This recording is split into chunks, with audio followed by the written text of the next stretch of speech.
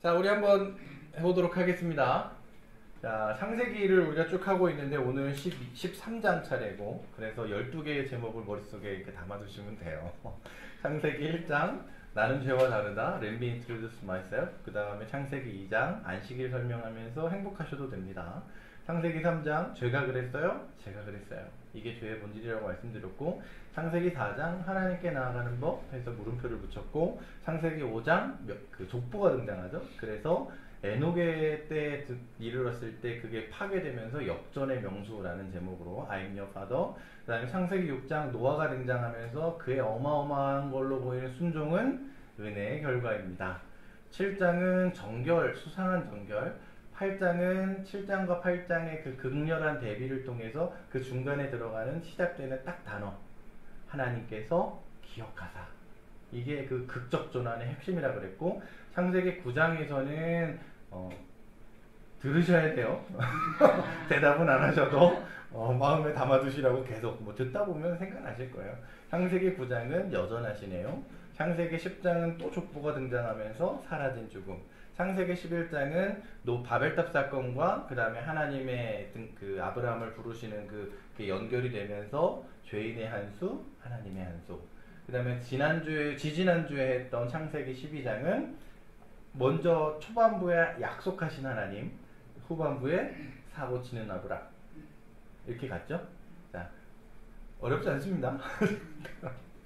자, 그래서 오늘 창세기 13장의 제목을 그나물의 그 밥이라고 붙였습니다. 제목을 붙이는 게 제일 어려워요. 너무 어려워. 제가 기억하기로는 저는 복권을 딱 한 번 사봤어요. 예전에 미국 갔을 때 파워볼이라는 걸 한 번 사봤어요. 파워볼은 우리나라랑 달라서 당첨금이 어마어마하더만요. 그 복권을 사고 나서 며칠 동안 아주 행복했어요. 그래서 사람들이 이 맛에 복권을 하는구나. 막 꿈의 나래가 막 몇천만 불이 당첨금이. 그러면 이거 당첨되면 우리 사랑하는 가족들 뭐 이것도 해주고 저것도 해주고 막 상상의 나래가 쫙 펼치다가 막상 그 당첨하는 날, 그 돌아오기 전에 그 추첨을 했으니까 당첨하는 날 딱 해서 그 번호 맞추는 기분 진짜 묘하더라고요. 그 번호 맞췄을 때 감사하게도 두 개인가가 그 꼴등 있잖아요. 이렇게 그래도 주긴 주는 거, 그거 당첨이 돼가지고 그래서 기분이 좀 묘했었어요. 혹시 복권을 해보셨는지 모르겠는데, 제가 이제 미국에서만 한 번 해본 건 이 기분을 좀 한번 느껴보고 싶었어요. 어떤 기분인지. 한국에서는 목회자로 살면서 복권을 그렇게 하는 게 나쁜 거라고 생각지는 않지만 또 시선이라는 게 있고, 날마다 목회자가 복권 사기도 좀 그래서 그래서 하여튼 그랬는데, 나중에 사더라도 뭐라고 하지 마세요. 나중에 제가 복권을 사더라도 그냥 사고 샀네 그러시면 돼요. 그러니까 복권에 당첨이 되고 나면, 그러니까 여러 가지 기사들이 나오는데, 어떤 경우 이렇게 이제 우리는 기사로밖에는 접하지 못하니까 대부분의 기사 말고 정말 극소수의 기사에서는 복권이 당첨되고 나서 행복하게 잘 살고 있다. 어떤 분은 한 15억 정도 되는 복권에 당첨이 되고 나서 아무에게도 알리지 않고 그거를 그냥 가직한 채로 직장도 그대로 다니면서 삶의 여유를 즐기며 살아가는 기사가 지난번에 한번 보긴 봤어요. 근데 이제 대부분의 기사들에서는, 특히 그 당첨금의 규모가 큰 미국에 있는 얘기를 이렇게 가만히 보면, 당첨되고 나서 끝이 안 좋은 경우의 기사가 굉장히 많이 나와요. 그러니까 준비가 되지 않은 상태에서 이렇게 점점 이렇게 어떤 갈등과 고민과 그 다음에 사회의 경험과 관계 속에서 이렇게 점차 확장되는 그 인간의 그릇이라는 게 그렇게 확장됐을 때 들어오는 분은 굉장한 선물이고 좋은 건데, 그게 아니라 준비가 되어 있지 않은 상태에서 갑자기 뚝 떨어지니까 그로 말미암아 파생되는 되게 안 좋은 결과들. 그래서 당첨된 지 몇 년 만에 생활보호 대상이 됐다거나 미국에서, 그 다음에 당첨되고 나서 몇 년 후에 찾아봤더니 이미 죽었거나 강도를 당하기도 하고요. 그 다음에 자살을 하는 경우도 있고, 마약으로 인해서 이렇게 과다 복용으로 죽은 경우도 있고 그런 기사들이 좀 많아요. 그래서 그러니까 좀 이해가 가는 게 우리 옛날 말에도 견물생심이라는 거 있잖아요. 그러니까 우리 없을 때는 되게 화목하고 막 그러다가 뭔가가 생기고 나면 묘한 마음이 생기잖아요. 욕심이라는 것도 생기고 그리고 그거로 말미암은 갈등이라는 것도 생겨요. 그러니까 그런 것처럼 오늘 그 창세기 13장에 등장하는 아브람은 지금 갑자기 하늘에서 부가 뚝 떨어졌어요. 물론 하늘에서 떨어진 건 아니고 파라오님께서 주신 부예요. 파라오님이 주신 부. 왜 줬다고요? 믿음이 좋아서? 믿음이 좋아서가 아니라 아내를 팔아서 결혼 지참금으로. 그러니까 중동 지역은 지금도 결혼 지참금이 막대합니다. 예전에 배낭여행하면서 이집트 그 기차를 그 카이로에서 아수완까지 내려가는 기차를 타는데 한 10몇 시간 타요. 그 기차를 타는데 그때 젊은 치기로 보통 관광객들은 1등석이나 2등석을 타고 가는데 이집트 사람들이 타는 3등석을 한번 타고 가보고 싶었어요. 탔는데 3등석 탔는데 문이 이렇게 보통 우리 전철은 이렇게 열리잖아요. 근데 문이 막 기차가 가는데 문이 이렇게 막 열려요. 그리고 막 창문 깨져 있고 막 바람 숭숭 들어오고 되게 묘하더라고요. 근데 그 옆에 앉았던 사람이 이집트 수학 선생님이었어요. 그래서 막 이제 짧은 영어로 막 얘기하다가 결혼했냐 그랬더니 결혼 못했대요. 결혼하기 너무 힘들대. 그래서 왜? 그랬더니 결혼하려면 신부 측에 지참금을 줘야 되는데 3년치 연봉만큼을 줘야 된대요. 지금도 그런데요. 지금도. 그러니까 그 지참금이라는 제도가 있었던 거예요. 자기가 누군가와 결혼하기 위해서 그 가족에게 그 여자와 결혼하는 대가로 돈을 주는 거예요. 그러니까 중동 지역에서는 그 일부 다처제잖아요. 그게 돈이 많은 사람만 할 수 있는 거예요. 부자들 왕족만 가능한 얘기입니다. 그러니까 어찌됐든 그럴 정도로 많은 지참금을 파라오에게 받았어요. 사기치고 아내 팔고 그랬는데 그게 발각이 났을 때 하나님의 은혜로 하나님이 파라오를 막아주세요. 그래서 부자가 돼요. 뭐라고 표현이 되어 있냐면 13장 2절에 보시면 아브라함은 집짐승과 은과 금이 많은 큰 부자가 되었다. 굉장히 큰 부자가 돼서 나왔어요. 자, 부자가 돼서 나왔습니다. 그런데 그 세상적 방법으로 죄적 방법으로 그가 부자가 됐을 때 비록 은혜로 거기에서 구원됐음에도 불구하고 그 집안에 갈등이라는 게 안 생길 수가 없어요. 갈등이라는 것이. 그래서 나오는 이야기가 그 이야기예요. 아브라함과 함께 원래 아브라함에게 형제가 둘이 더 있었어요. 그런데 그 중에 한 명이 일찍 죽고 그 아들 롯을 조카를 아브라함이 데리고 나왔어요. 그러니까 아마도 양아들처럼 이렇게 삼지 않았을까라는 생각을 하는데 그 롯을 데리고 나왔는데 이제 아브라함은 아브라함대로 대족장으로서 세력을 가지고 있고 재산도 따로 있고 그 울타리 안에 들어왔지만 롯은 롯대로 자기 아버지에게 받은 게 있을 거 아니에요. 아버지가 돌아가시면서. 그래서 그거는 그거대로 따로 갖고 있는 거예요. 그러니까 아브라함의 양떼 소떼 거기다가 파라오에게 받았으니까 무지하게 많을 거잖아요. 그리고 롯의 양떼 소떼 이것도 만만치 않게 좀 있었을 수 있어요. 그러니까 무슨 얘기가 등장하냐면 이 양과 소는 그때 당시만 해도 이렇게 방목을 해가지고 이렇게 풀 있는 곳을 이렇게 목동들이 데리고 다녀서 먹이는데 그 풀 먹일 땅이 모자라다라는 이야기가 등장해요. 그 6절에 이렇게 있습니다. 그 땅은 그들이 함께 머물기에 좁았다. 그들은 재산이 너무 많아서 그 땅에서 함께 머물 수가 없었다. 이 얘기를 딱 보면 우리 마음속에는 부럽다 이 생각이 들지만 근데 부러운 게 아니라 이때부터 갈등의 시작이에요. 갈등의 시작. 자, 표면적 이유는 땅이 부족한 거예요. 표면적 이유는 재산이 너무 많아서입니다. 그래서 갈등이 시작이 돼요. 그렇지만 우리가 그 표면적 명분과 표면적 이야기 속에 숨어있는 본질적 이야기, 그들의 내면을 그 성경 구절 속에서 살펴볼 필요가 있어요. 자, 그 안에 갈등이 존재한 걸로 보여요. 대화의 흐름을 한번 이렇게 보자고요. 대화의 흐름을 한번 보면 이렇습니다. 자, 땅이 있어요. 그런데 우리 재산이 많아요. 그래서 롯의 목동들과 아브라함의 목동들이 서로 그 풀 먹일 곳이 많지 않으니까 자기들이 얘네들이 여기 와서 여기를 먹어버리면 자기들은 먼 데 가서 먹여야 되잖아요. 그러니까 서로 충돌이 자꾸 벌어져요. 가솔들끼리. 그런 일들이 딱 벌어지니까 아브라함과 롯이 딱 만나요. 그리고 아브라함이 얘기하는 거죠. 우리 싸우지 말자. 아브라함 역시 믿음의 사람, 역시 평화의 사람, 역시 대단한 사람, 신앙의 배인 아브라함 이렇게 말하죠. 싸우지 말자. 우리는 어떤 다툼도 있어서는 안 된다. 우리는 한 핏줄 아니냐. 맞죠? 싸우면 안 되는 거 맞고 한 핏줄 아닌 거, 한 핏줄인 거 맞죠?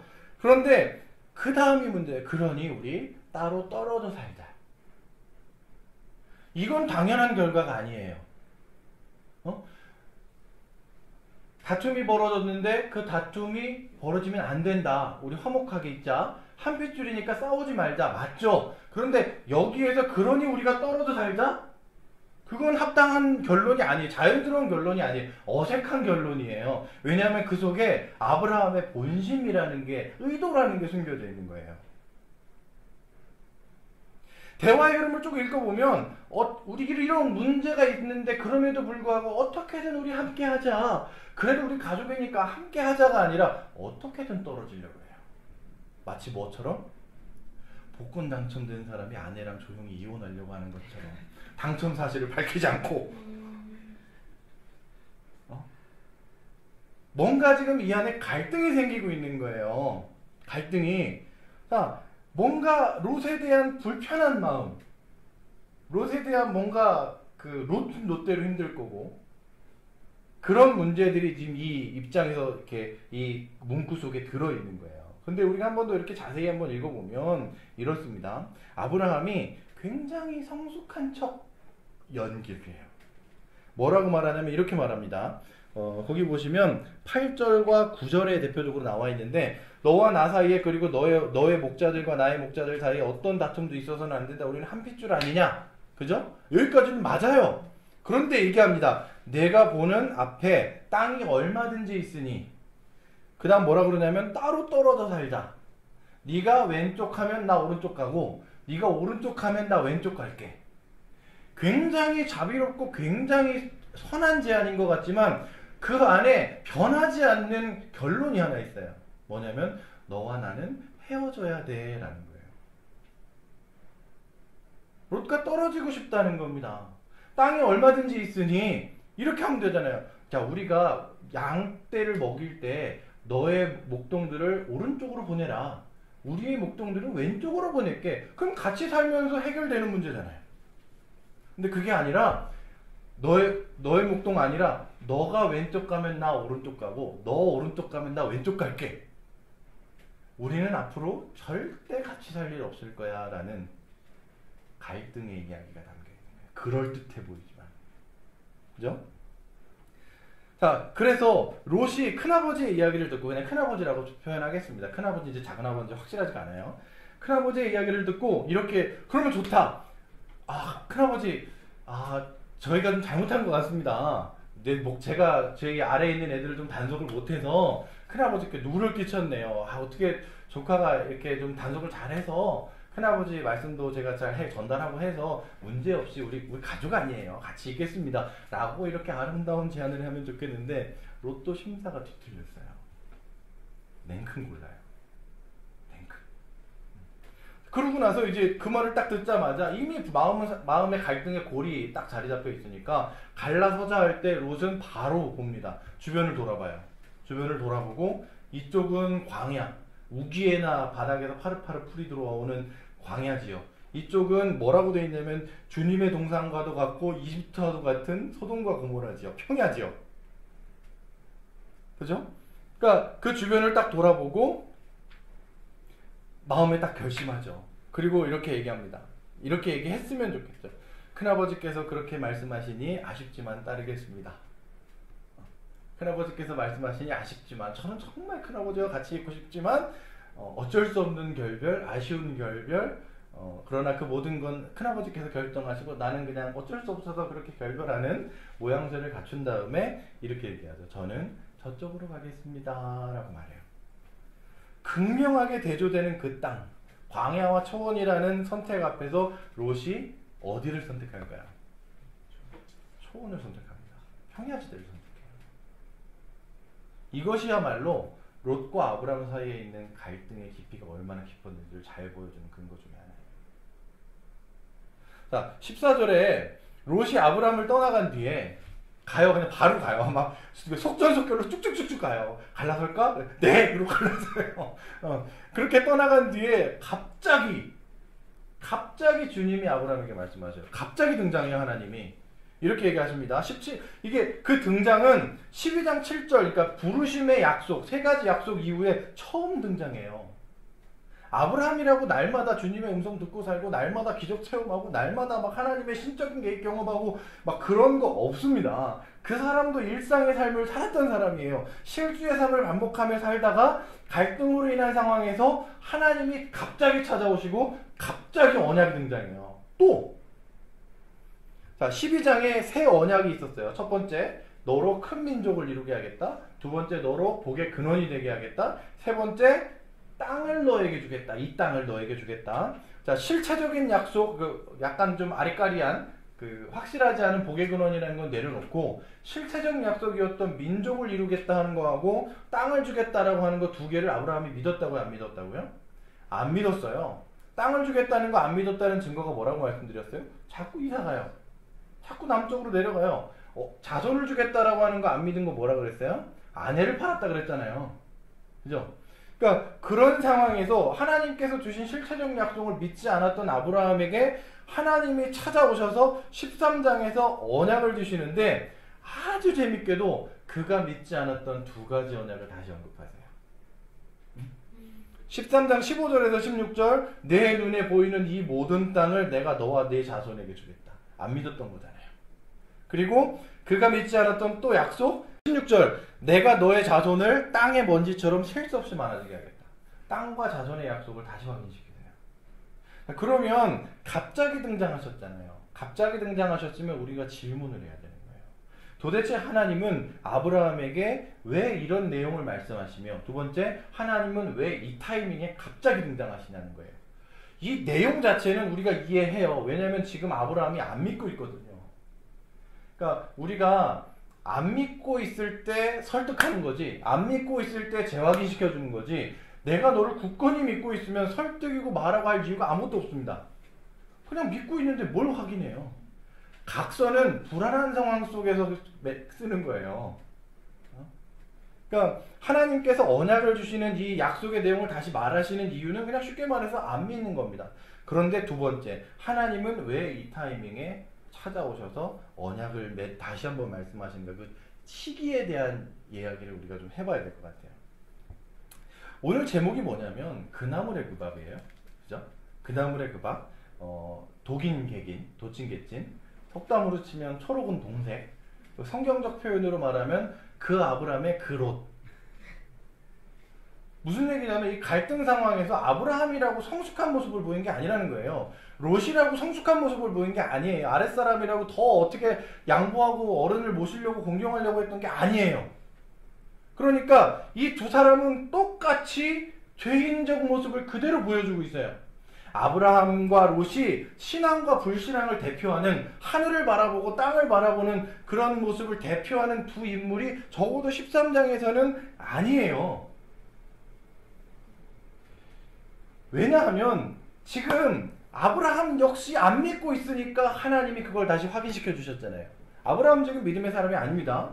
그리고 아브라함은 지금 되게 힘들어요. 짜증나요. 왜냐하면 사랑하는 롯을 떠나보내서가 아니라 하나밖에 없는 조카가 너의 아버지 내 형제를 일찍 떠나보내가서 내가 너를 자식으로 여겼는데 내가 너를 떠나보내려니 얼마나 내가 마음이 아프고 슬픈지 모르겠다가 아니라, 그냥 왜 아브라함이 힘드냐면 내가 저길 갔어야 되는데 그거죠. 내가 저길 갔어야 되는데. 한번 생각해 보세요. 그가 왜 롯에게 그런 제안을 했을까? 나는 너와 갈라설 거야. 너와 나는 맞지 않아? 너랑 같이 있고 싶지 않아? 라는 그 속 내면이 그럴듯한 대사로, 그럴듯한 말로 포장되어 있긴 하지만, 그런데 만약에 그가 정말 신앙의 사람이라면 12장 7절에서 하나님이 가나안 땅을 너와 너의 자손에게 준다 그랬잖아요. 그죠? 그래서 지금 아브라함이 롯을 불러놓고 얘기할 때 아브라함과 롯이 있을 때 아브라함이 둘러봐라. 이쪽은 가나안 땅, 이쪽은 소돔과 고모라 땅. 믿음의 사람이라면 이렇게 얘기하죠. 가나안 땅이 광야고 가나안 땅이 험난하고 우물 찾기도 힘들고 동물들 먹이기도 쉽지 않지만 이 땅을 주께서 내게 주신다고 하셨다. 그러니 내가 힘들지만 이쪽으로 갈게. 너는 좋은 땅 소돔과 고모라 평야 지역으로 가라. 이렇게 말해야 맞는 거예요. 그런데 굳이 그 말을 안 하고 아브라함은 뭐라고 하냐면 네가 이쪽 하면 내가 이쪽 하고 네가 이쪽 하면 내가 이쪽 할게. 표현 자체는 멋있지만 하나님에 대한 신뢰, 하나님의 약속에 대한 기억도 없고 사실은 본심이 뭐냐면 내가 저기 가고 싶은데 네가 이쪽 간다고 해주면 안 되겠니? 라는 거예요. 굳이 롯에게 선택권을 줘요. 굳이. 이런 겁니다. 아마 아브라함이 큰 그림을 그린 게 아닌가 싶어요. 내가 그래도 백부고 그리고 내가 뭔가 이렇게 보호자로 여지껏 데리고 살아왔고 내가 너에게 은혜를 입혔는데 설마 내가 어른으로서 야 네가 이쪽 하면 내가 이쪽 하고 내가 이쪽 하면 네가 이쪽 하고 요렇게 선택권을 먼저 줬을 때 이 아브라함이 생각했던 그 롯의 대답, 아브라함이 기대했던 롯의 대답 뭐였을까요? 롯이 이렇게 대답하기를 기대했을 거예요. 아유 백부님께서 지금까지 돌봐주신 게 어딘데 아유 백부님께서 당연히 좋은 땅 가셔야죠. 라는 큰 그림을 그리고 얘기를 했을 텐데 싸가지 없는 롯이 싸가지 없는 롯이 거기다가 대고 냉큼 졌죠. 왜냐하면 지금 롯이 느끼지 못했을 리가 없어요. 지금 이 지경까지 왔을 때 이 아브라함의 의도 물론 말이야 명분이야 그렇다 하지만 그 속에 담긴 그 죄적 가치관, 자기 이익을 챙기려고 하는 그 아브라함, 자기 욕망을 숨긴 채 그 짐을 선택권을 주는 척하면서 롯에게 공을 떠넘기는 그 교활함을 이 분위기 속에서 롯이 느끼지 못했을 리가 없어요. 그러니까 롯이 그거에 반응해서 그 나물에 그 밥이라 그랬잖아요. 그러니까 냉큼 돌아보더니 저쪽이요 그러고 뒤도 안 보라고 그냥 가버립니다. 뒤도 안 보라고 안 돌아보고 가버려요. 그러니까 그 떠나는 롯을 바라보고 있는 아브라함, 그 롯을 떠나보내고 남은 아브라함, 그 아브라함의 입에서 나오는 건 한숨이고 그 아브라함의 입에서 나오는 말은 욕이죠. 성경에 차마 기록되지 않았지만 분명히 롯을 욕했을 거예요. 이 싸가지 없는 XX가 내가 지금 여지껏 해준 게 어디고 그 다음에 지금 이 막대한 부가 지금 내가 힘들게 안에 팔아가지고 얻은 이 부인데 그 중에 일부를 얻어가지고 이렇게 하는 주제에 이런 막대 먹은 선택을 했냐고 아마 그랬을 거예요. 그런 아브라함의 시점에서 하나님이 찾아와 주셔요. 그 시점에서. 왜 하필 이 시점에, 그러니까 다른 때 나타나실 수 있는데, 다른 때 말씀하실 수 있는데 왜 하필 롯 때문에 속상하고 왠지 수싸움에서 진 것 같고 내가 그렇게 말하지 말걸 이라고 생각하고 왠지 막 짜증나고 아쉽고 내가 선택한 게 바보 같고 그런 속상한 상황에서 이 타이밍에 등장하신단 말입니다. 이 타이밍에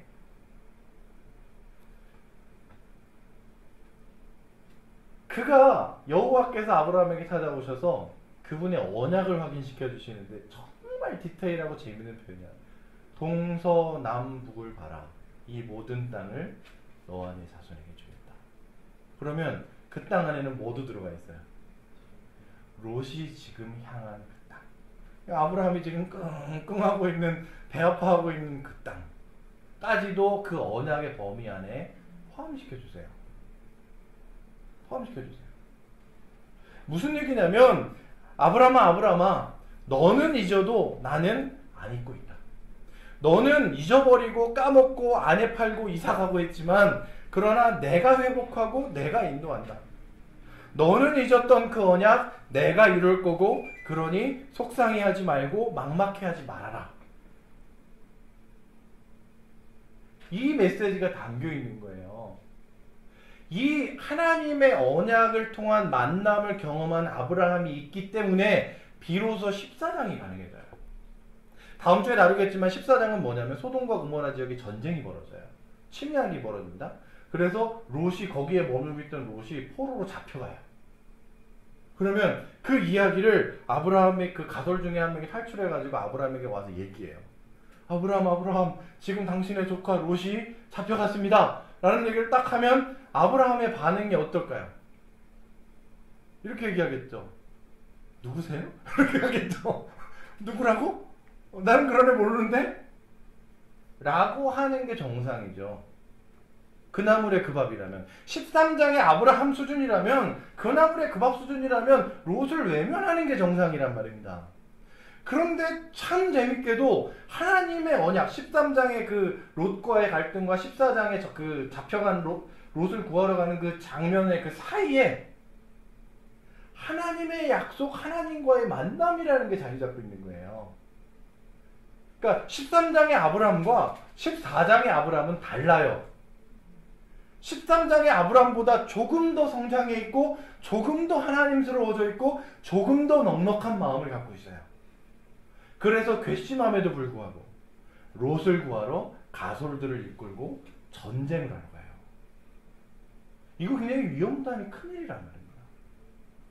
그럼에도 불구하고 그가 롯을 구출하러 갈 수 있었던 이유 뭐냐면 13장과 14장 사이에 등장하는 그분과의 만남이 그를 성장시키기 때문에.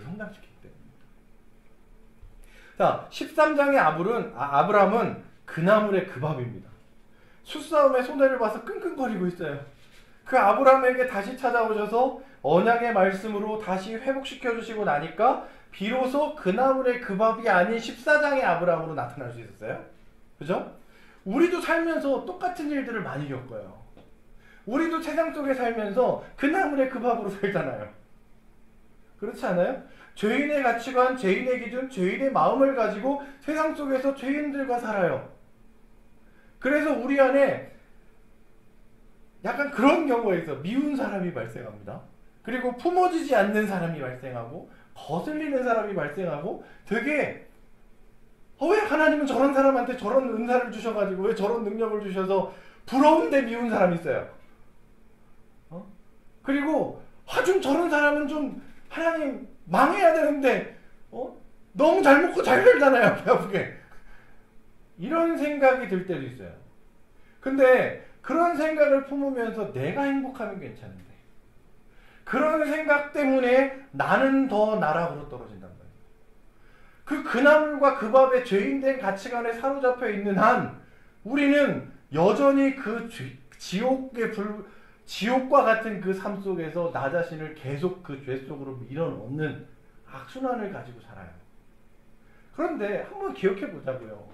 그 악순환 속에서 우리가 언제 건져 올려지든가, 그 악순환 속에서 언제 내가 회복이 되고, 그 악순환 속에서 언제 내가 하나님 그래도 나는 행복합니다라는 진심 어린 고백이 나올 수 있냐고요. 그건 우리가 어느 순간에 어느 시점에 무엇 때문인지 모르지만 말씀을 통해서든 사람을 통해서든 사건을 통해서든 하나님이 지금 나에게 찾아오시고 만나주고 계신다라고 하는 그것이 느껴지는 그 순간 그나물의 그 밥이 아닌 게 돼요. 하나님의 존재를 인지하게 되는 순간, 그것이 은혜로 나에게 찾아오는 순간, 그분의 은혜가 지금 내 위에 있다라고 생각하는 순간 내 계산 얄팍한 수, 그래서 거기에 져가지고 끙끙거리는 그 모든 것들이 그 은혜 안에 녹아내리고 그 다음에 상대방을 품는 게 가능해져요.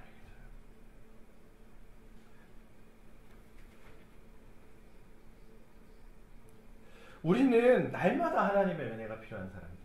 날마다 그분의 찾아오심을 간절히 바랄 수밖에 없는 사람들입니다. 우리는 이 땅의 사람들과 섞여 살면서 그나물과 그 밥으로 삽니다. 실제로. 그렇지 않아요? 마음껏 질투하고 마음껏 속상해하고 마음껏 화내고 할 때는 하나님이고 뭐고 하나도 생각도 안 나요. 그러나 그럼에도 불구하고 우리가 그들과 다를 수 있다면, 그들과 다를 수 있다면 그건 하나님의 찾아오심, 하나님의 말씀을 통한 회복, 그분의 손길로 말미암아 내가 세워지는 것들, 그리고 내 안에 상한 마음이 어느새 그분의 어루만져 주심으로 인해서 치료되는 것, 그 모든 경험들이 이 땅에서 그 나물의 그 밥이 아닌 그리스도인이라고 하는 특별한 이름으로 우리를 살게 만들어요. 그리스도인이라는 특별한 이름으로. 우리가 이 땅에서 만약에 그 나물의 그 밥이 아니라 뭔가 다르게 살 수 있다면, 우리가 만약에 이 땅에서 누군가에게 그늘이 되어줄 수 있는 특별한 삶을 살 수 있다면 그건 우리에게 찾아오시는 하나님을 경험함으로 말미암은 변화와 성장과 성숙의 결과라는 걸 기억해 주셨습니다. 그러므로 우리가 어떻게 그분의 말씀과 언약을 사랑하지 않을 수 있겠는 말입니다. 우리의 변화를 알려주시고 약속을 다시 확인시켜 주시고 찾아오시기 위해서 지금 우리에게 허락하신 이 성경이라고 하는 소중한 선물을 우리가 어떻게 외면할 수 있겠냐면, 이걸 읽으면서 그분의 찾아오심을 경험하면서 우리의 삶의 변화를 경험하며 살아가는 것을 우리가 어떻게 포기할 수 있겠냐고요. 이거야말로 우리에게 너무 소중한 선물이고, 이거야말로 찾아오시는 하나님, 위로하시는 하나님, 세워주시는 하나님을 경험하게 만드는 아주 귀한 하나님의 은혜라는 사실을 기억해 주셨으면 좋겠어요. 13장의 아브라함은 그 나물의 그 밥입니다. 그러나 14장은 변화합니다. 우리도 그 나물의 그 밥입니다. 그러나 하나님의 말씀을, 그분의 은혜를 경험한 나는 그 이전의 나와 같지 않아요. 변화합니다. 그 믿음 안에서, 그 소망 안에서 하나님의 말씀을 탐독하시기를, 하나님의 말씀을 읽으면서 그분의 은혜를 묵상하시기를, 가슴에 새기시기를 주 예수 그리스도의 이름으로 축복합니다. 기도하겠습니다. 하나님, 참으로 부족한 사람들입니다. 세상 속에 섞여 살면서 내가 그리스도인인지 아닌지 구분조차 되지 않는 마음과 생각과 기준을 가지고 살아가다가 어느 순간인가 무릎을 치며 내가 그리스도인이었지, 내가 하나님 믿는 사람이었지 라고 자책하는 그런 삶을 반복합니다. 주님, 그러나 말씀을 통해 확인하듯 하나님의 찾아오심을 경험할수록 사람은 변해갑니다. 하나님의 찾아오심을 통해 세워지고 상한 마음이 회복될수록 우리는 점점 더 하나님스러워집니다. 주님, 이 소망을 잊지 않고 기억하게 하여 주시옵소서. 하나님의 말씀을 읽고 그 말씀을 가까이 하면서 그분을 느끼고 경험하면서 하나님, 참으로 주께서 우리에게 베풀어 주신 그 말씀의 소중함을 날마다 느끼면서 행복하게 변화의 삶을 걸어갈 수 있는 주의 복된 성도들 될 수 있도록 주께서 붙잡아 주시옵소서. 이제는 우리를 사랑하시는 아버지 하나님의 극진하신 사랑과 우리의 연약함을 아셔서 십자가 지시고 다시 사신 예수 그리스도의 크신 은혜와 우리 안에 함께 하셔서 참으로 그 나물의 그 밥으로 살 때에도 하나님의 사람임을 기억하게 하시는 성령 하나님의 감화감동하심이 이 땅에서 치열하게 살아가는 주의 복된 성도들 그리고 가족들의 머리머리 위에 지금부터 영원토록 함께하여 주시옵기만을 간절히 축원하옵나이다.